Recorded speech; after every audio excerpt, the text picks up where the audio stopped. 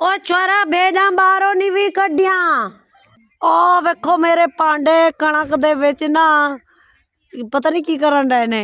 ओ वेख तेरी ब्यादरी खलोती है। ओ है मुंडे दा ना पाडा रख लिया। मेरा नवा लीड़ा सारा भेड़ ने खा लिया। अच्छा ओ लत्तां जेड़ियां कंबन डियां ते पीछे वेख लो नजारा। अस्सलाम वालेकुम, कैसे हैं आप सब? उम्मीद है आप खैरियत से होंगे। अल्लाह के फजल करम से हम भी ठीक हैं, शुक्र अल्हम्दुलिल्लाह। हमारी यही दुआ होती है हमारी प्यारी सी यूट्यूब फैमिली, आप जहाँ रहो अल्लाह ताला आपको अपनी हिफाजत में रखे, आमीन सुमा आमीन। शाम का वक़्त हो चुका है, ये देखें सूरज गरूब हो गया है और मैं आई हूँ इधर घास काटने के लिए। मेरा बेटा यामीन मेरे साथ है। ये सुबह से चिद्दे खेल रहा था बच्चों के साथ, आवाज़ें लगा लगा के थक गई हूँ और ये मेरी बात सुनता ही नहीं था। ऐसे है ना।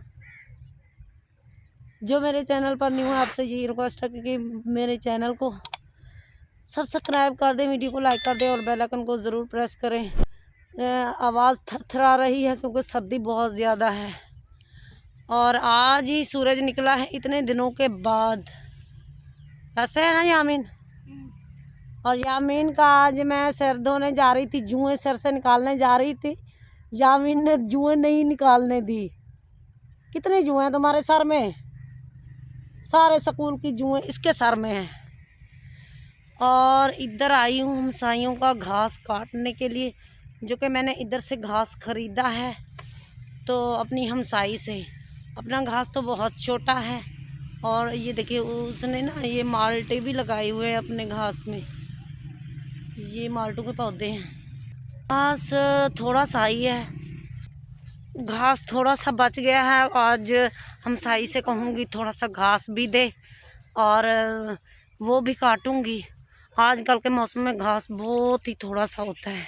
आजकल इतनी सर्दी है क्या बताएं, हाथ हमारे सर्दी से जम जाते हैं। अल्लाह मियाँ से यही दुआ कर रहे हैं, या अल्लाह मियाँ सूरज निकला है, आज थोड़ा सा सूरज निकला था फिर वही ठंड पड़ना शुरू हो गई है। बच्चे सुबह से चिद्दे खेल रहे थे और मैं उनको आवाज़ें लगा रही थी और ये यामीन को भी बात ही नहीं सुनते। मैंने घास काटना था और आयत नूर बच्चों के पास बैठाई है और अब आई हूँ इधर घास काटने के लिए, जो कि अब इतनी ठंड हो गई है।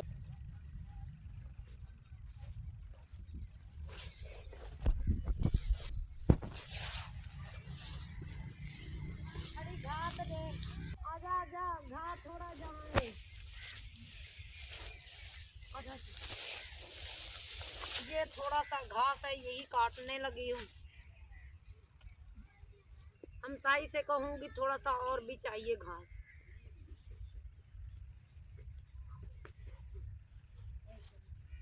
क्योंकि इससे गुजारा तो नहीं होगा ना।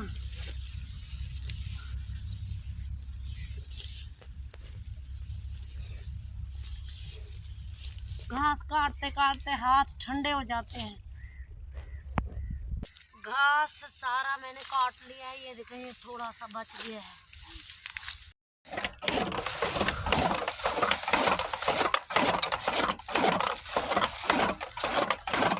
इधर हम घास टूक रहे हैं। ये हमसाइयों की मशीन है क्योंकि आप हमारी अपनी तो है नहीं।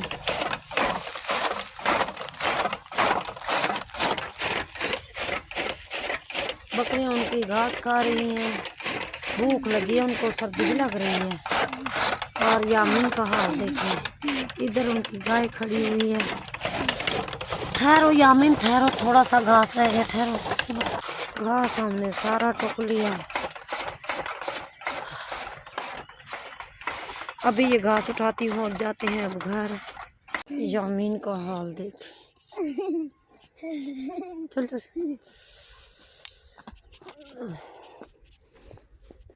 चल चल।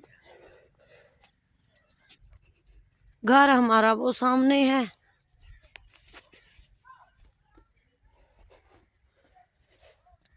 हमारे यहाँ ट्यूबवेल इस तरह के होते हैं, टैंकी ये रखी हुई है डीजल की। चलो चलो चलो।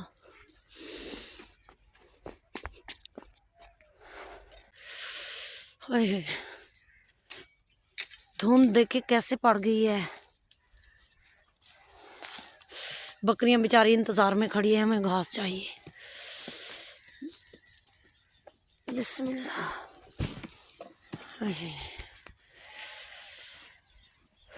अब इनको ना थोड़ी सी तूड़ी मिला के देती हूँ ताकि ये सुकून से खाएं।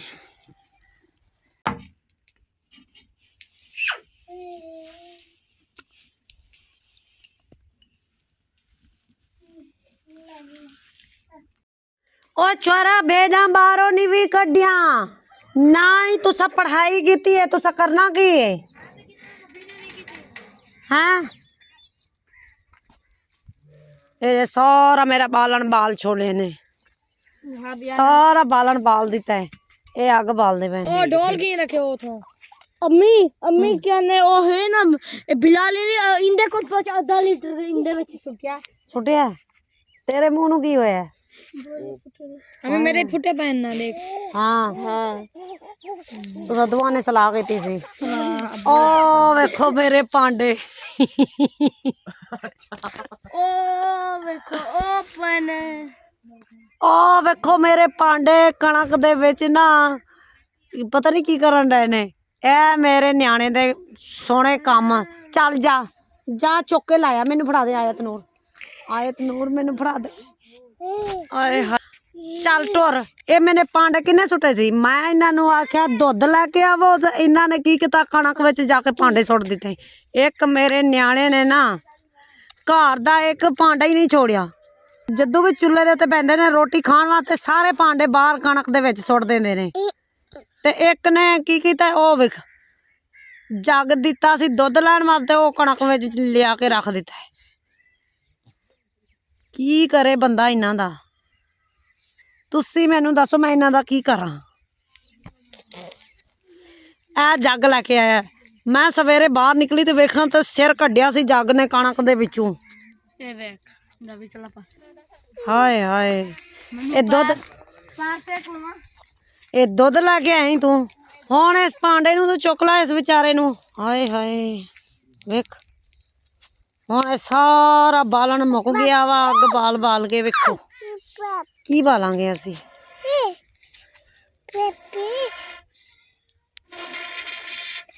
तू पढ़ाई नहीं की यामीन मैं आग बालन दिया हाँ पढ़ेगा कौन हाथ से कर दिया मुंह ते की लाया ही आ वेखा टिक्का नहीं लगा तेरे मुंह ते